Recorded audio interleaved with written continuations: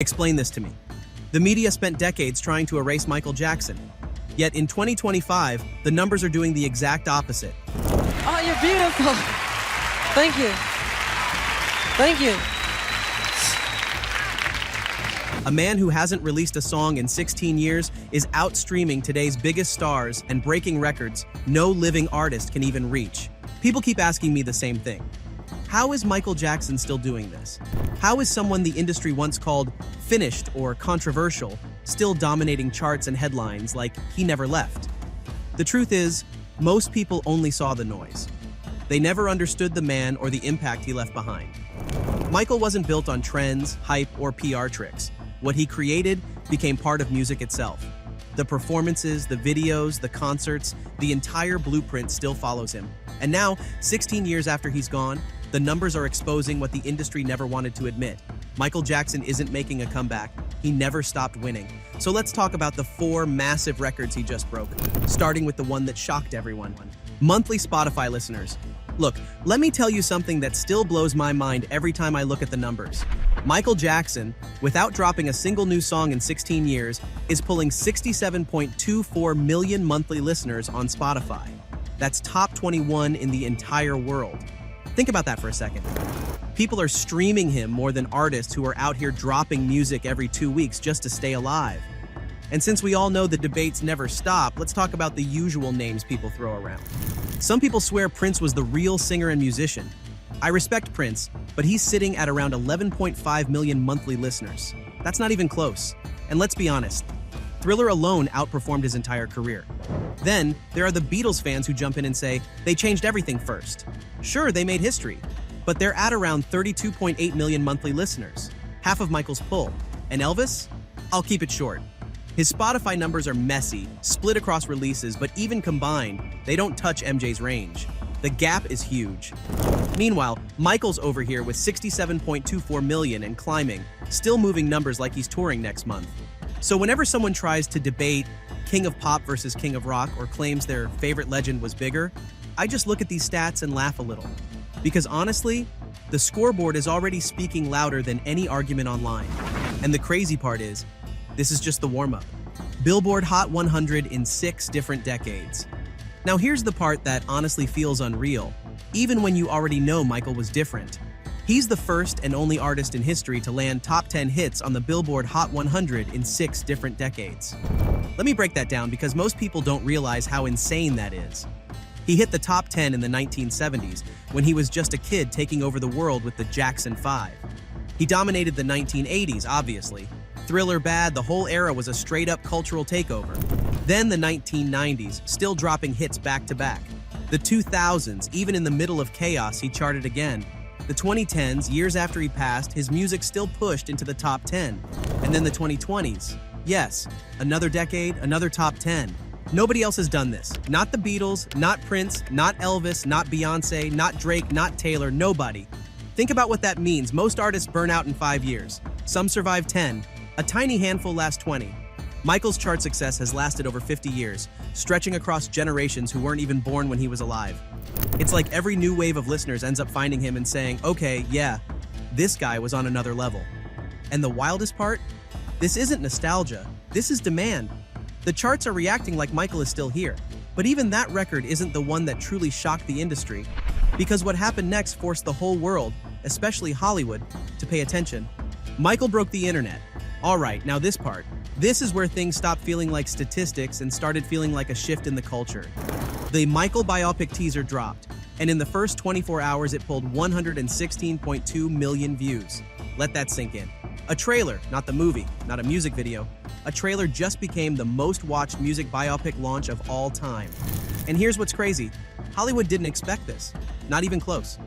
Studios spend millions trying to manufacture hype for their biggest releases. They bring influencers, run ads, create drama, leak controversies. All that BS just to get attention. Michael Jackson? He sparks global chaos just by showing up on the screen for 2 minutes. And you know what that tells you?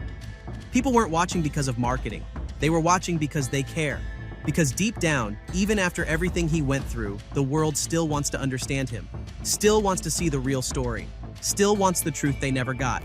And if you looked at the comments, you probably saw the same thing I did. Fans crying, old haters going quiet, younger kids discovering him for the first time and saying, "I get it now." And here's the part nobody in the industry will say out loud. Michael Jackson is still a box office event without being here. That's not normal. That's not hype. That's legacy. The trailer didn't just break a record, it proved something the media tried to deny for decades. People never stopped caring about Michael. They were waiting for a version of his story that wasn't filtered, twisted, or weaponized against him. And this wasn't even the biggest wake-up call. Because while Hollywood was freaking out over the trailer views, another number hit the industry like a punch to the throat. $3.5 billion since 2009. All right, now let's talk about the number that made the entire industry stop pretending. Since 2009, Michael Jackson's estate has earned over $3.5 billion. Not million, billion. And last year alone, another $105 million. More than almost every living artist, including artists who toured, promoted, dropped albums, and begged the algorithm to notice them. Let me say that again. A man who hasn't walked into a studio in 16 years is out-earning artists who are grinding nonstop. And this is where things get uncomfortable for the people who spent years trying to discredit him. Because if Michael was irrelevant, why does the world keep paying for him? If he was canceled, why are companies still signing massive deals in his name? If he was finished, why are his songs, his image, his merch, his catalog, his legacy still pulling numbers like he's on a world tour? Here's the truth nobody in the media wants to admit. They tried to destroy Michael Jackson. But the business world never stopped cashing his checks. Sony, streaming platforms, film studios, broadcasters, they all know the same thing. Michael is still the safest investment in entertainment. His name still moves money, his art still sells itself, his legacy still hits harder than any PR smear ever could. And when you add everything together, the streams, the decades of chart success, the trailer explosion, the billions earned, you start to see the bigger picture. Still breaking records in 2025. By now, you're probably thinking, okay, but how? How is he still doing this? And honestly, that's the part people get wrong the most. Michael isn't breaking records in 2025 because of marketing or nostalgia, or a holiday spike, or some algorithm glitch. He's breaking records because what he created wasn't temporary. It wasn't built for one era or one generation. It was built for everybody. The kids, the adults, the dreamers, the outsiders, the people who felt misunderstood, the people who wanted to feel something real. Every other artist comes with an expiration date. Michael never did. His music doesn't sound old. His short films don't look tired. His performances don't fade with time. And his message, unity, love, pain, power, rebellion, hits even harder today because the world is more chaotic than ever. And when younger fans dig deeper, the short films, the live concerts, the interviews, the human side, they realize the truth. Michael wasn't just famous, he was necessary. That's why he's still breaking records, because the world isn't done with him. And deep down, I don't think the world ever will be. But before we wrap this up, there's one last thing you need to hear, the part that ties everything together. When you look at the streaming numbers, the chart records, the trailer breaking the internet, and the billions still coming in, you realize something people have been avoiding for years. Michael Jackson didn't come back. There was no spike, no nostalgia wave, no lucky trend. He never left. His influence never slowed, his presence never faded, and his music never stopped shaping the industry. 16 years later, the charts react like he just released a new album. Kids on TikTok discover him and lose their minds. Every generation thinks they're the first to get it. That's the point. His story didn't end. It became bigger than him. Now it belongs to the fans, to the kids hearing Billie Jean for the first time, to the dancers obsessing over his moves, to the people who stood by him when the world didn't. Michael Jackson didn't last because of hype. He lasted because the truth outlives the noise. These record-breaking numbers aren't a comeback. They're proof he built something too powerful to erase. He isn't breaking records from the grave. The world is finally catching up, and we're just getting started.